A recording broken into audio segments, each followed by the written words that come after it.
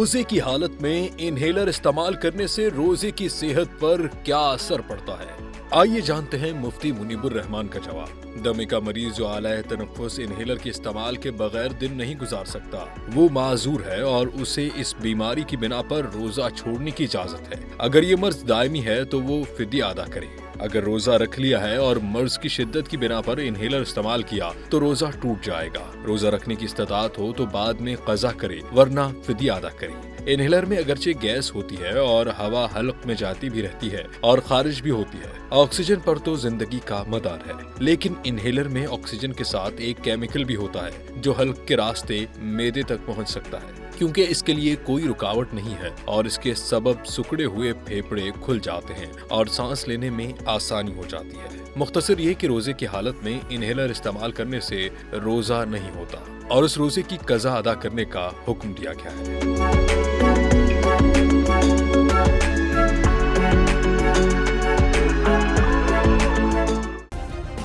Subscribe करें और bell दबाएं ताकि कोई खबर रह न जाए।